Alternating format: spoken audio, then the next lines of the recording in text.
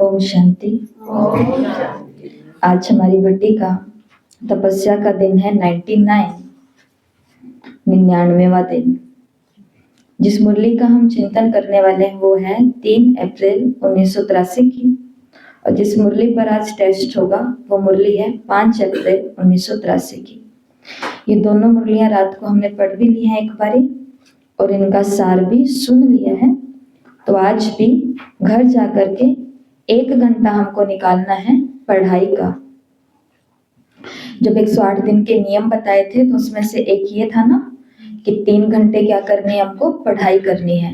1 घंटा साकार मुरली और 2 घंटा अव्यक्त मुरली। तो साकार मुरली हम मुरली के अंदर कर लेते हैं सुबह, अव्यक्त मुरली का 1 घंटा भी हम कर लेते हैं सुबह। तो 2 घंटे तो यही हो गए। 1 घंटा और बचा, वो हम कब करेंगे, घर जाके।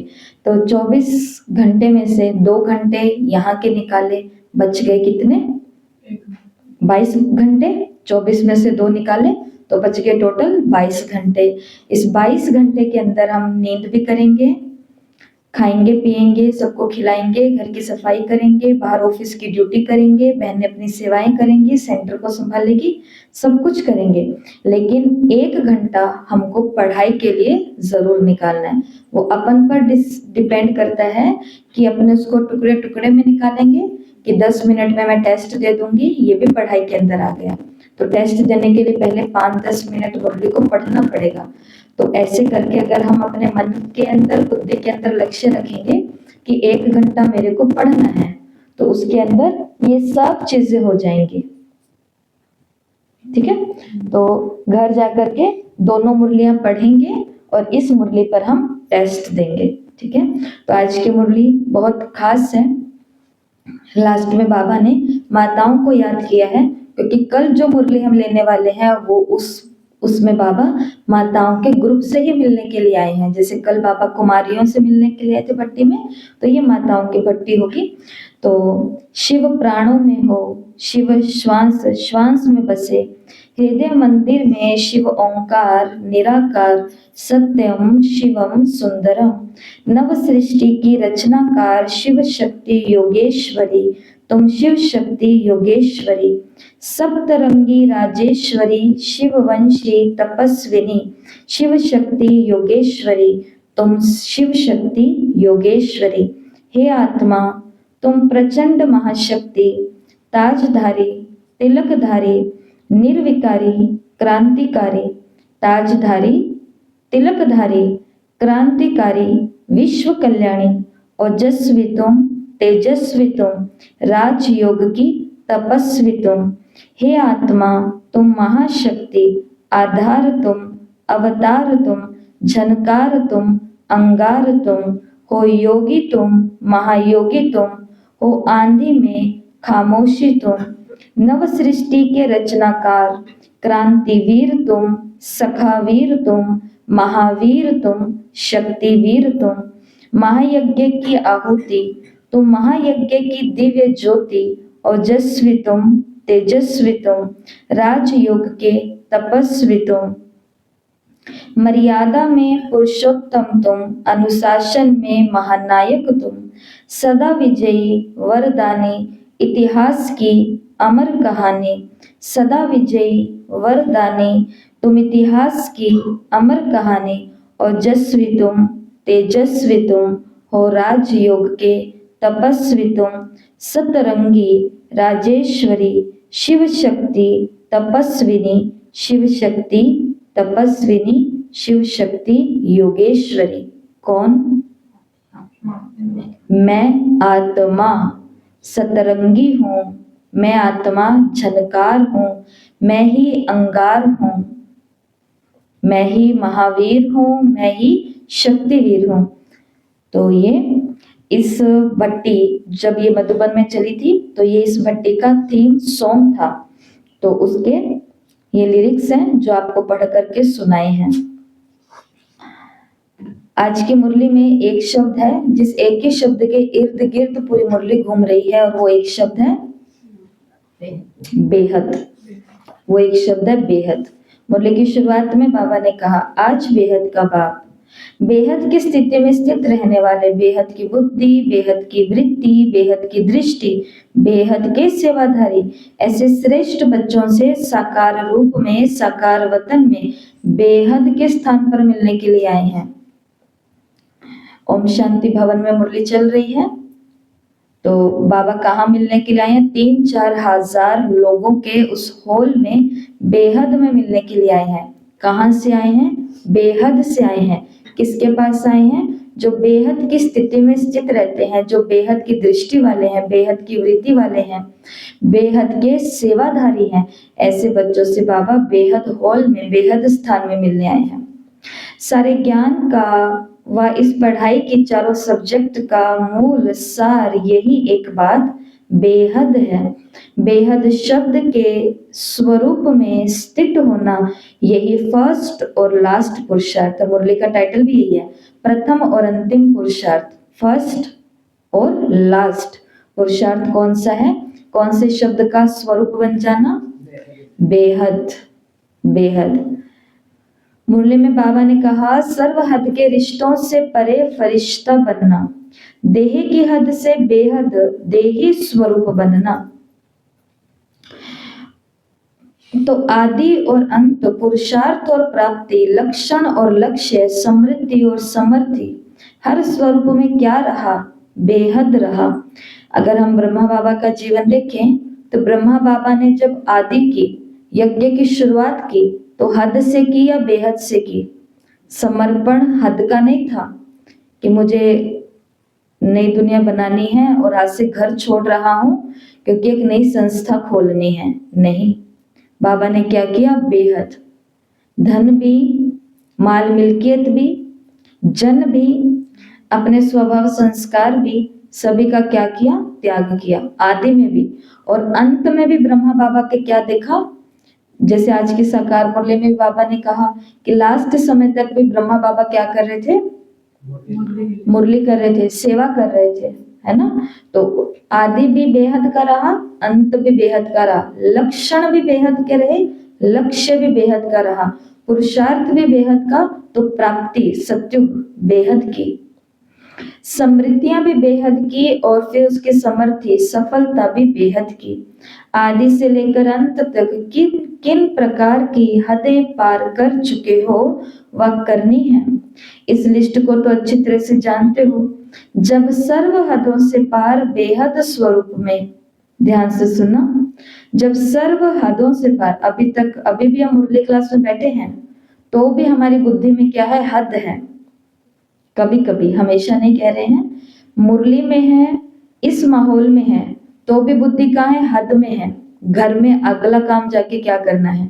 कौन से रिश्तेदार को आज ज्ञान सुनाना है, किसको आज योग का दान करना है। तो अगर ये भी हमारी बुद्धि में घूम रहा है तो भी अभी हम कहाँ पर हैं? हद में। तभी तो मुझे मेरा रिश्तेदार क्यों याद आया?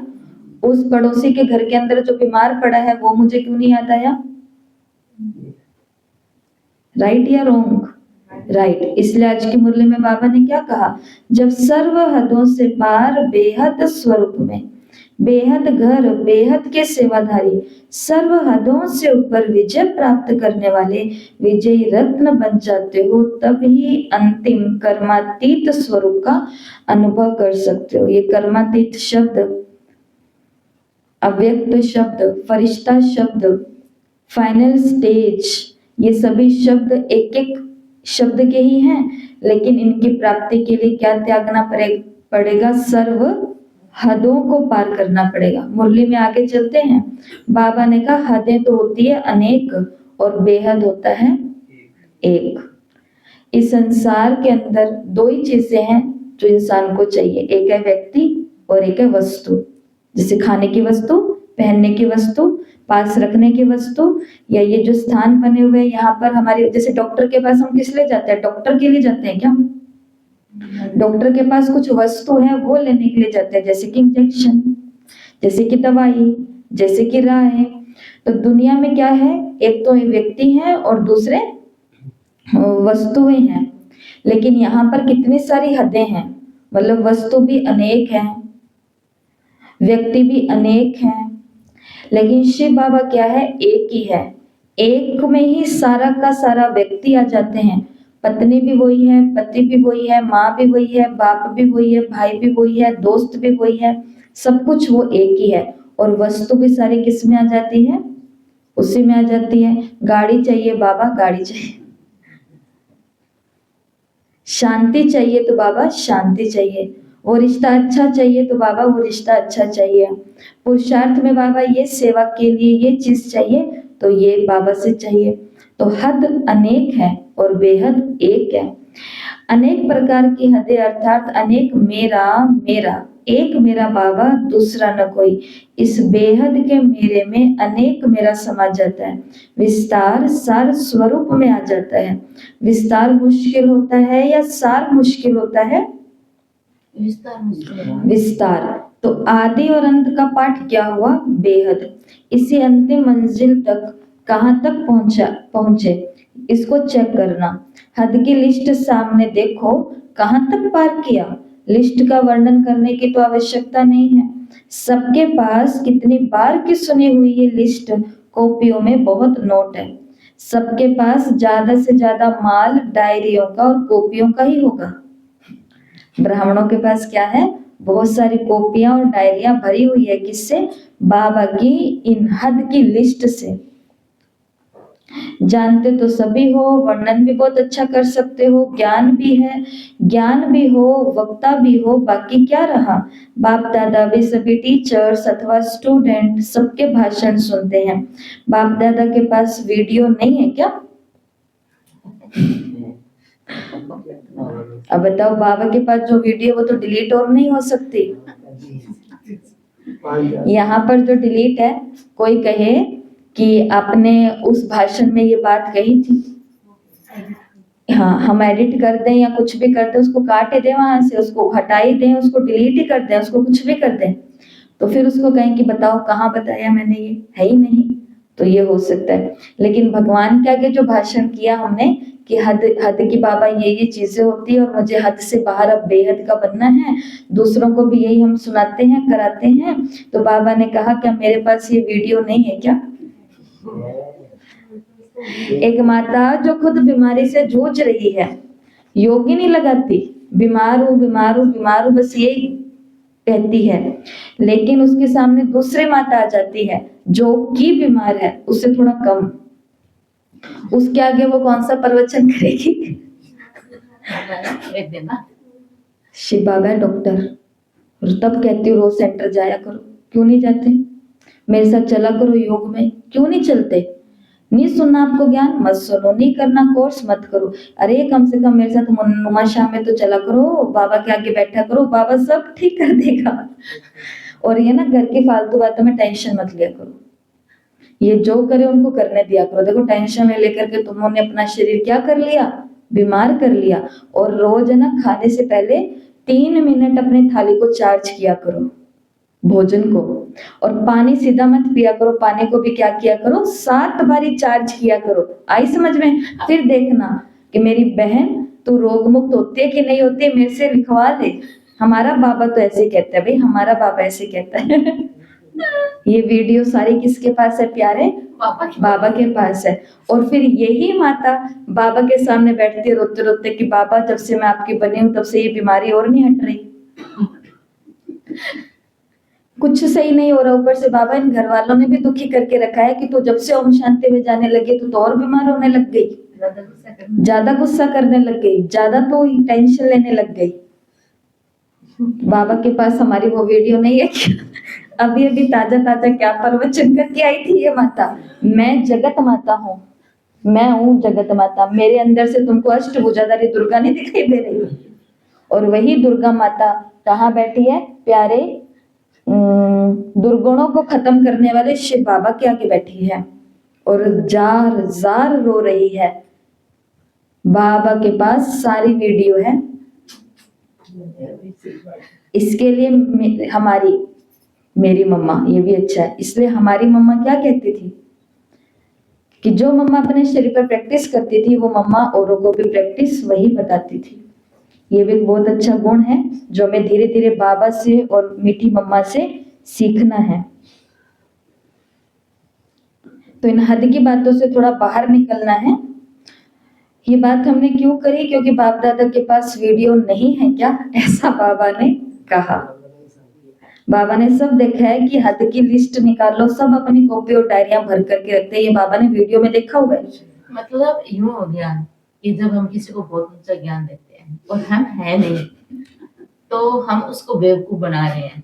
ठीक है, क्योंकि मैं बहुत परफेक्ट बन गई, पर बाबा ऊपर से कह रहे तू है बेवकूफ। तो देखो, ये इसको आप दो तरीके से ले सकते हो। दो तरीके से ऐसे ले सकते हो, कभी कभी वो वाली बात, पंडित जी वाली बात, जो अपनी धोती संभालते रह गए लेकिन किसी और को तो सिखा दिया ना पार लगना। इसको अगर इस तरीके से देखो तो देख सकते हो कि चलो मैं तो कुछ नहीं कर रही पर इनको तो कराओ। लेकिन इसका दूसरा रूप देखे तो ये है कि मैंने स्वीकार ही नहीं किया कि मैं नहीं कर रही, मैं तो बन ही चुकी हूँ बेहद की, अब मैं इन सबको बना दूंगी जो हद में फंसे हुए हैं। यहाँ पर फिर हमारे मार्क्स माइनस होने स्टार्ट हो जाते हैं। आप बात तो सही कही। ये है कर्मों की गहरी से गहरी गति। इसका वीडियो बाबा के पास रहता है। बाबा के पास सारे वीडियो हैं, कोई भी वीडियो डिलीट नहीं है। जो हम परोपकारी बन करके सेवा करते हैं बाबा को वो भी दिखता है। जो हम सच्चे दिल से किसी को ऊपर उठाते हैं बाबा को वो भी दिखता है। लेकिन किसी के पीठ पीछे हम किसी को गिराने की, निंदा करने की बातें कर रहे हैं प्यारे बाबा को, वो भी दिखता है। और हमेशा याद रखना, हम छोटे बच्चों को क्या सिखाते हैं कि देखो अगर तुमने ये काम किया तो तुम्हें भगवान से प्लस मार्क्स मिलेंगे, अगर तुमने ये किया तो तुम्हें माइनस मार्क्स मिलेंगे। बच्चों को जो सिखाया, क्या हमने वो सीखा आज तक? बच्चों को बोला झूठ झूठ झूठ बोला, शेर आएगा खा जाएगा। धरती माता नीचे काली माता बैठी है, खा जाएगी अगर कोई पाप किया तो। और वही माता पिता खुद रात दिन किस में लगे हुए हैं? पाप करने में लगे हुए हैं। तो ये ना भूलना, आपके शब्द नहीं कुछ बनाएंगे उस बच्चे को, आपके जो कर्म है, उस कर्म से जो आपने कमाई की है, उस कर्म से जो आपने भोजन पकाया है, वो कर्म आपके बच्चों को, आप 1 नंबर के झूठे हो वो 10 नंबर का झूठा बन जाएगा। और अगर आप बहुत प्यारे सच्चे बेहद बाबा के बच्चे हो तो आप तो 1% बाबा के बच्चे हो, लेकिन वो आपसे 100% ऊपर बाबा का बच्चा बनेगा। इसके लिए कभी कभी हम सोचते हैं शब्दों से हम किसी को कुछ करेंगे, वो भी जरूरी है, लेकिन उससे ज्यादा जरूरी क्या है? कर्म प्रधान ये दुनिया है, कर्मों की गति अति गुह्य है, ऐसा है ना। तो आपकी दुनिया में भी तो अभी निकला है क्या ये वीडियो वाला सिस्टम। बाबा ने कहा बाप दादा तो शुरू से वतन में देखते रहते हैं, सुनते रहते हैं, वर्णन करने का श्रेष्ठ रूप देख करके बाबा मुबारक भी देते हैं, क्योंकि बाप दादा की एक पॉइंट को भिन्न भिन्न रमणीक रूप से सुनाते हैं। बाबा को बहुत अच्छा लगता है कि बाबा की एक पॉइंट को भाषण प्रवचन करने वाले कितने हंसा हंसा करके रमणीक तरीके से लोगों को समझा देते हैं। जैसे गाया हुआ है, बाप तो बाप है लेकिन बच्चे तो बाप के भी सिरताज हैं। ऐसा बच्चा बनना है मेरे को कि मेरे बाबा को भी मेरे पर प्राउड फील हो। ऐसे सुनाने में बाप से भी सिरताज हो। बाकी फॉलो क्या करना है? सुनाने में तो बाबा ने कहा मेरे से ऊपर निकल गए, लेकिन फॉलो। तीसरी स्टेज है पारकर्ता की। तो क्या पार करना है? कोई ना कोई हद की दीवार को पार करने में, कोई तो उस हद में ही लटक जाते हैं और कोई अटक जाते हैं। पार करने वाले तो कोई कोई मंजिल के समीप दिखाई देते हैं। किसी भी हद को पार करने की निशानी क्या होगी, क्या अनुभव होगी? पार करने की निशानी है पार किया और उपराम बना, मतलब उड़ता पंछी बना। परिस्थिति आई है लेकिन परिस्थिति ने मेरे को नीचा नहीं किया, परिस्थिति ने हमेशा मेरे को ऊंचा उठाया है, बहुत ऊंचा उठाया और मेरे को इतना ऊपर उड़ा दिया कि उन परिस्थितियों को हम दिखे भी ना। आज बाबा ने मुरली के अंदर कल्प वृक्ष को याद किया और इस कल्प वृक्ष में 5 प्रकार की डालियां हैं। सोने की डाली है, चांदी की डाली है, कॉपर की डाली है, और आयरन की डाली है, और एक डायमंड हीरे की डाली है।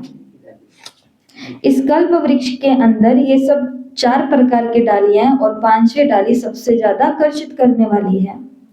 गोल्डन, सिल्वर, कॉपर, आयरन और संगम है हीरे की डाली। फिर हीरो बनने के बजाय हीरो की, देखना बहुत बाबा का महावाक्य आया है, हीरो बनने के बजाय हीरे की डाली में लटक जाते हो। इस डाली में ही लटक गए, इनको खुश करना है। इसको राजी करना है, इसको गिफ्ट देने हैं, इसको सौगात देनी है, इसको बुलाना है, इसको बुलाना है। बाबा ने कहा कहाँ लटक गए फिर से? कहते हैं एक ही बाबा है, बस बाबा को देखना है। तो देखो बाबा को, फिर हिम्मत है तो। लेकिन फिर भी कौन से ब्राह्मण को देखेंगे? वो वाला ब्राह्मण जहाँ है, मुझे तो वहीं पर ही लटकना है। और बोलते क्या है शब्दों में? भाई हम तो बस बाबा को देखते हैं, हमारे लिए तो सब एक है। नहीं है।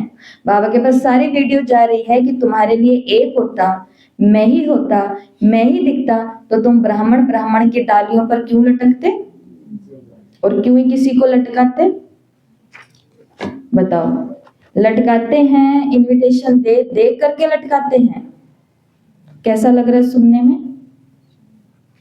अच्छा लगना भी नहीं चाहिए, अच्छा लगना भी नहीं चाहिए। ऐसे बाबा के बच्चे हो जाते हैं कि हीरो बनने के बजाय हीरे की डाली में लटक जाते हैं। संगम युग का ही सर्वश्रेष्ठ कर्म है ना, ये श्रेष्ठ कर्म ही हीरे की डाली है।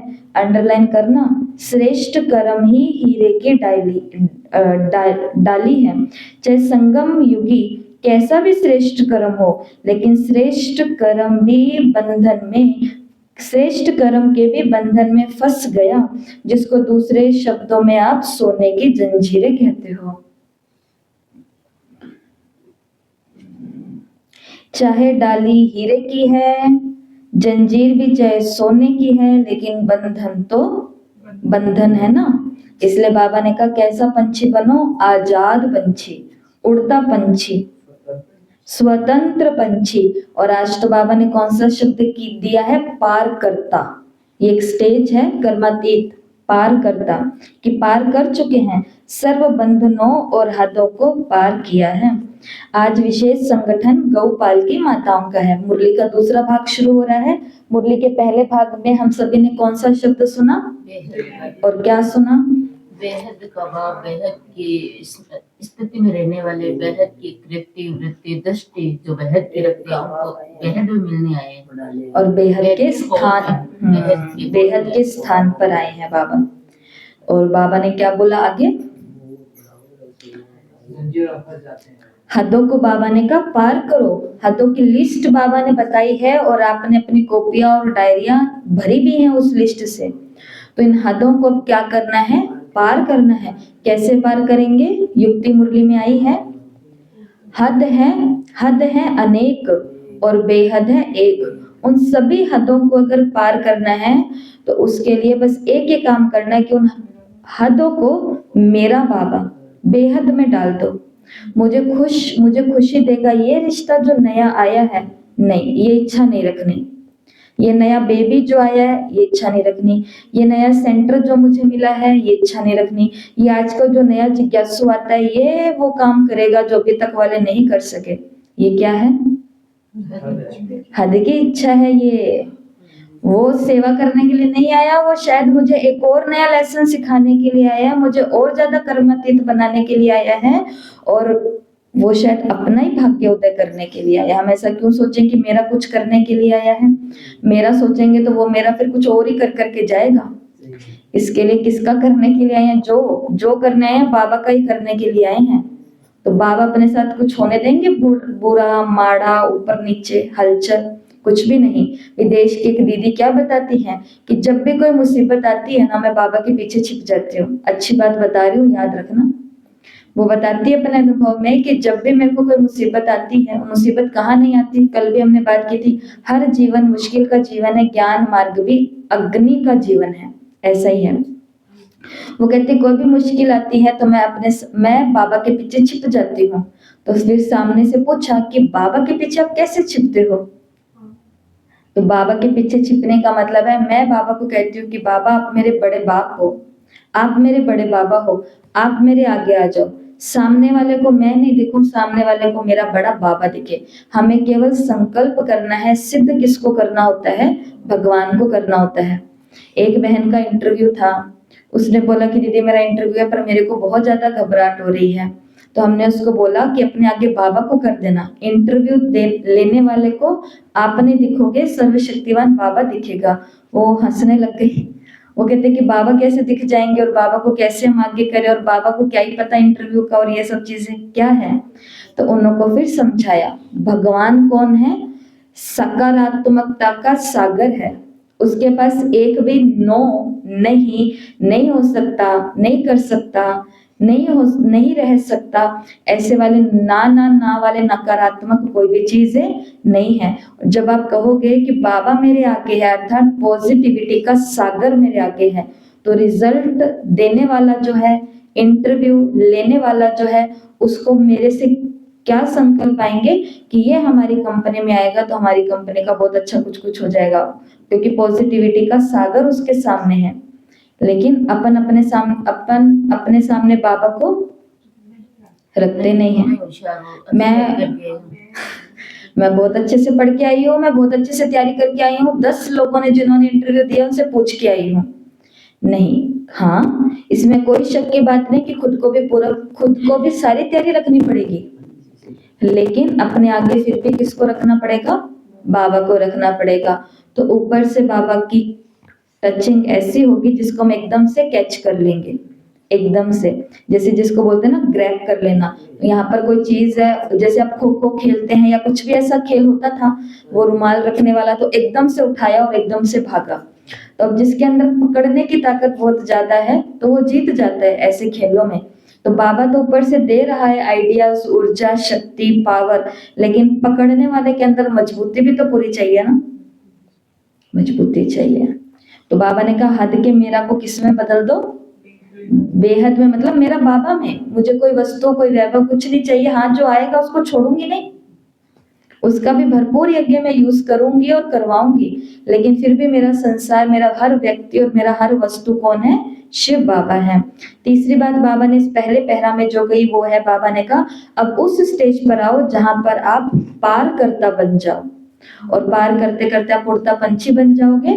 तो सोने की डाली, ये डाली, वो डाली, वो डाली, और तीसरी, चौथी, पांचवी डाली कौन सी बताई, हीरे की। बच्चे आते हैं हीरो बनने के लिए, हीरो में फंस जाते। कल से रोज सेंटर आऊंगी, हीरो बनने के लिए आए थे, प्रभु प्राप्ति के लिए, लेकिन डायमंड्स को देख करके इसी डाली में ही अटक गई, ये बहुत अच्छी है, बस कल से तो इसी के साथ आऊंगी, कल से इसी के साथ आऊंगी। तो सब कुछ किसके साथ करूंगी, सारी इधर उधर की बातें भी किसके साथ करूंगी, इसी के साथ करूंगी, क्योंकि ये मेरी हर बात को समझते ना। बाबा ने क्या ऐसा काम नहीं करना, सोने की डाली में नहीं फंसना, उड़ता पंछी बनना है।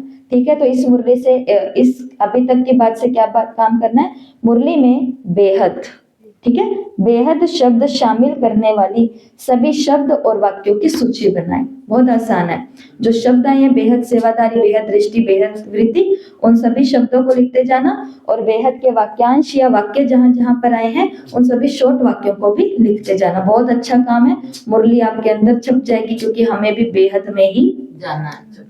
तो जैसा सुनेंगे, जैसा लिखेंगे, जैसा खाएंगे, जैसा देखेंगे, हम भी वैसा ही तो बन जाएंगे। आगे अब सभी माताओं को बहुत ही ज्यादा खुशी होगी, क्योंकि बाबा गौपाल की माताओं से मिल रहे हैं। गौपाल कौन है, गौपाल अर्थात गोपाल, गौ को पालने वाला, तो वो गोपाल, वो गौपाल। आज का विशेष संगठन गौपाल की माताओं का है। इतने बड़े संगठन को देख गौपाल खुश हो रहे हैं। बाप दादा भी मीठी मीठी माताओं को वंदे मातरम कहते हैं। इसने कहा आज तक आपको वंदना, वंदना। वो आपका जमाना बहुत अच्छा था जब आप अपनी मम्मी को सुबह सुबह प्रणाम करते थे, लेकिन आज का टाइम उठते ही मम्मी मेरा पानी कहाँ पे, अभी तक गर्म नहीं किया, मेरा नाश्ता कहाँ पे, अभी तक नहीं बना, कहा था ना आपको इतने बजे उठाना, मुझे नहीं उठाया। और वो माता जो कल तक वंदना ले रही थी सबकी, वो माता सुबह सुबह भी क्या ले रही है, डांट ले रही है।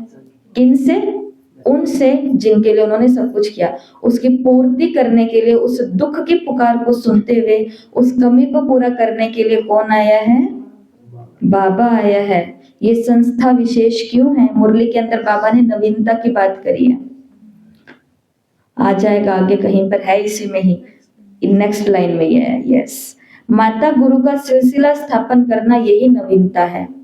इस यज्ञ की संस्था की, इस ऑर्गेनाइजेशन की सबसे बड़ी नवीनता ये भी है कि ये संस्था जिनके द्वारा लीड की जाती है वो माताएं, कन्याएं, बहनें होती है, मातृ शक्ति होती है। वो भंडारा भंडारी, बाबा ने कहा जहां माताएं होती है ना जिस सेंटर पर, वहां का भंडारा और भंडारी कभी खुटता नहीं है, क्योंकि वो ध्यान रखती है बाबा का भंडारा भी भरपूर रहे और बाबा की भंडारी भी भरपूर रहे।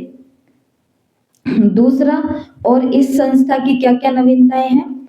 इस संस्था ने वो किया जो संसार की कोई संस्थाएं और नहीं कर सकती। एक तो माताओं बहनों के हाथ में सब कुछ दे दिया, ये संसार में कोई घर ही नहीं कर पाया, तो और संस्थाएं कहां से करेगी? मैक्सिमम बहुत मिनिमम है जो ये कर सकते हैं। और क्या है इस यज्ञ की नवीनता? और ये है कि साधु संतों की तो प्रणाम करते हैं, यहाँ पर तो सहन करना पड़ता है, तो धक्का देते हैं, फिर भी वो सहन शक्ति रखती है। फिर भी यहाँ पर जो गुरुजन है, बाबा बहनों को क्या बोलते हैं? गुरु भाई बोलते हैं। तो ये माताएं, ये बहनें क्या करती हैं? सहन करती हैं। और इस यज्ञ की क्या नवीनता है? पवित्रता। पवित्रता ही नवीनता है। उस संसार के अंदर बड़े बड़े महात्मा, विद्वान, पंडित, शास्त्री, ये सभी ज्ञान बहुत ऊंचा श्रेष्ठ भगवान का सुनाते हैं, नो डाउट। रोमांच खड़े कर देते हैं, जीवन को पलटा देते हैं, बहुत कुछ हो जाता है, लेकिन पवित्रता को धारण तो नहीं करते, वो भी नहीं कर पाते। उनको भी जीवन साथी चाहिए, उनको भी शादी चाहिए, उनको भी अपने व्यास गद्दी के लिए, आगे के लिए एक उत्तराधिकारी चाहिए, वारिस चाहिए जो उस काम को कर सके। वो गोद नहीं लेना चाहते, वो भी किसी और को नहीं कराना चाहते, उनको भी अपना ही वारिस चाहिए। लेकिन इस यज्ञ के अंदर पवित्र बना जाता है और यहाँ पर जो आता है उसको शिक्षा दी जाती है, पवित्र बनो और योगी बनो। ऐसी बहुत सारी नवीनताएं हैं, पर आज हम उसी वे में रहेंगे जहाँ पे बाबा चल रहे हैं, बाहर नहीं निकलेंगे। बाबा माताओं के साथ में है। ब्रह्मा बाप ने भी माता गुरु को सब समर्पण किया। ब्रह्मा बाप ने भी समिति बनाई 8 माताओं की, बहनों की, और अपना सब कुछ उनको माता गुरु को ट्रांसफर कर दिया। शक्ति अवतार के आगे सब कुछ रखा और यादगार के रूप में, इसीलिए गौमुख का पूजन होता है। ऐसे हद की माताएं नहीं हो, लेकिन बेहद की जगत माताएं हो। नशा है, जगत का कल्याण करने वाली हो, जगत कल्याणी, विश्व कल्याणी हो। सिर्फ घर की कल्याणी तो नहीं हो ना। घर में राशन कम है, घर में चीज कम है, घर में आजकल पैसे कम है, या बेहद में भी थोड़ी बुद्धि जाती है। उस स्थान का राशन कैसा चल रहा है जहां पर मेरा बाप बैठा है, जहां से पूरा विश्व अपनी पूर्ति करता है। उन लोगों का क्या हो रहा है जो लोग हॉस्पिटल में बैठे हैं, जिनके पास पैसे भी नहीं है उसके देने के लिए। बाबा ने कहा घर की कल्याणी तो नहीं हो ना। कभी घर की कल्याणी हो ऐसा गीत सुना है क्या? विश्व कल्याणी का सुना है। तो ऐसी हद की माताओं का संगठन श्रेष्ठ संगठन है। माताएं अनुभवी मूर्त हो। माताओं में सबसे बड़ी खासियत क्या होती है? उनको संसार का अनुभव है। कन्याओं के लिए बाबा ने कहा कुमारियों को तो धोखे से बचने की ट्रेनिंग दी जाती है। कुमारियों को तो, बहनों को तो, कन्याओं को तो हमें सिखाया जाता है कि धोखे में नहीं आना। ऐसे ऐसे लोग तुम्हारे पास आएंगे जो कहेंगे बहन जी हम आपको इतने पैसे दे देंगे, ये सेवा करो। हमें कहा जाता है ऐसे धोखे में नहीं आना। वो बिना पालना के वो आपको इतने पैसे क्यों दे करके जा रहा है? जरूर वो फंसाना चाह रहा है, मजबूरी करना चाह रहा है। बाबा ने कहा कुमारियों को तो अनुभवी बनने की ट्रेनिंग दी जाती है, लेकिन माताओं के पास तो हर धोखे का क्या है? अनुभव है। हर इंसान को परखने का अनुभव है, हर रिश्ते को परखने का अनुभव है। सामने वाला किस लहजे में बोल रहा है, इसके क्या क्या मतलब है, ये माताओं को पता होता है। बहनें तो सीखती हैं धोखे खा खा करके कि अच्छा ऐसे भी दुनिया में होता है, ऐसे भी होता है। उनको नहीं पता चलता, उन्हें तो ट्रेनिंग देनी पड़ती है। लेकिन माताएं तो अनुभवी होने के कारण हद के धोखे में भी, हद का धोखा भी नहीं खाने वाली है, हद के धोखे में भी नहीं आने वाली है। तो सोचो ऐसी माताएं सेवा स्थान को कितना अच्छा संभाल लेंगी, बहनों को कितना अच्छा संभाल लेंगी, यज्ञ को कितना अच्छा संभाल लेंगी। बहनों को नहीं पता चलता है, लेकिन एक बहुत अच्छी जगत माता अदर कुमारी उस बहन जी को भी सिखाएगी कि आपको उस तरफ नहीं जाना, वो अच्छा नहीं है, वो स्थान ऐसा है, वो औरत ऐसी है, वो आदमी ऐसा है, ये पैसा ऐसा है, ये चीज ऐसी है। दीदी इसका मतलब ये होता है, ये होता है, ये होता है, क्योंकि उसके पास क्या है? एक अनुभव है, यज्ञ में लगा सकती है। मेजोरिटी नए नए हैं, नए नए छोटे बच्चों पर ज्यादा ही स्नेह होता है। बाप दादा भी सभी माताओं को भले पधारे कह करके स्वागत करते हैं। वाह। तो इस मुरली के अंदर आपके 7 दिव्य स्वरूप दिखाए गए हैं। फिर से बताऊंगी, जिस प्रकार कुमारी किसी उम्र का नाम नहीं है, वो स्थिति है, तो माता भी कोई उम्र या कोई गृहस्थी का टाइटल नहीं होता है। माता भी कौन सी चीज का नाम होता है? जो पालना देने की ताकत रखती है, वो एक पिता भी माता होती है। एक बहन भी अपने भाई की माँ बन जाती है, एक बहन अपने बहन की माँ बन सकती है, एक टीचर अपने बच्चों का माँ बन सकती है। माँ एक कर्तव्य है, माँ एक भावना है, माँ एक जिम्मेवारी है, माँ पालना करने का तरीका है। लेकिन आज बाबा जिनसे मिलने आए हैं तो विशेष उन्हीं पर ही आएंगे। गौपाल की माताएं कौन? गौपाल की माताएं बोलो मैं आत्मा, पूरे नशे के साथ। मैं आत्मा, वंदे मातरम। भगवान किसको वंदे मातरम कर रहा है? मैं। गुरु माता, माता गुरु कौन? मैं। Very good. गौमुख कौन? मैं आत्मा, मैं। बेहद की जगत माता कौन? मैं आत्मा, जगत विश्व कल्याणी कौन? मैं अनुभवी मूर्त कौन? मैं आत्मा। ये कौन टाइटल दे रहा है? साधारण कोई आदमी, कोई स्त्री, कोई पुरुष, कोई भाई, कोई बहन, कोई दीदी नहीं दे रही है। ये भगवान ने कहा है। भगवान हमको इस नजर से देखता है। और मैं बाबा के चित्र के आगे बैठ करके बोलती हूँ कि बाबा मैं अबला नारी हूँ, मैं कैसे करूँ? भगवान बोलता है कि भगवान बोलता है कि तुम तो माता गुरु हो, तुम गुरु हो। गुरु अंधकार से प्रकाश की ओर ले जाने वाली हर रूह को नारियां ही तारेंगे सबको। तो ऐसा, तो आज आपको क्या करना है? कलात्मक आध्यात्मिक कोलाज बनाना है। जैसे आपने वो कोलाज बनाया था, कल 1-2 जनों का रह भी गया था, अंजू बहन, पुष्पा बहन का, इनका रह गया था कल दिखाने के लिए। अच्छा बनाया है। जैसे सीए किसी ने नहीं डाला, इन्होंने डाला है, कुछ ऐसी चीजें हैं अलग अलग। वैसे ही कोलाज आज आपको बनाना है। कुछ आज तो आपको कुछ नया करना ही नहीं, आपके सामने सब लिखा हुआ है मुरली के अंदर से। अपने टाइटल को आज पानी के साथ, जूस के साथ, चाय के साथ, दूध के साथ घोल करके पीना है। आपका परिवार हो सकता है आपको नीचे लाने की कोशिश करेगा, आपका संतान हो सकता है आपको नीचे लाने की कोशिश करेगा, आपका ये जो समाज आपको दिख रहा है जिसकी आप बहू हो, ये हो और वो आपको नीचे लाने की कोशिश करेगा। लेकिन आपको कहाँ रहना है? ऊपर। लेकिन पॉइंट टू बी नोटेड, एक पॉइंट का जरूर ध्यान रखना, एक बात का जरूर ध्यान रखना है, ऊपर रहना तो है, लेकिन ऊपर रह करके काम भी ऐसे करने हैं। नहीं तो मैंने अपने इस जीवन में ऐसी माताएं भी भरपूर मात्रा में देखी है जो नीचे आती नहीं है, उनको कितना भी लेके आओ वो ऊपर ही रहती हैं। लेकिन ऊपर रह करके वो काम कौन से कर देती हैं? सारे उल्टे कर देती है। बाबा ने आपको माता गुरु कहा है, इसका मतलब ये तो नहीं ना कि ब्रह्मा कुमारियों को बाबा ने कुछ नहीं कहा। माताएं मिलती और कहती है मैं ही हूं जगत माता, इस दीदी को कुछ नहीं पता। ऐसे उल्टी बुद्धि अपन को नहीं चलानी। जिसका काम उसी को साझे।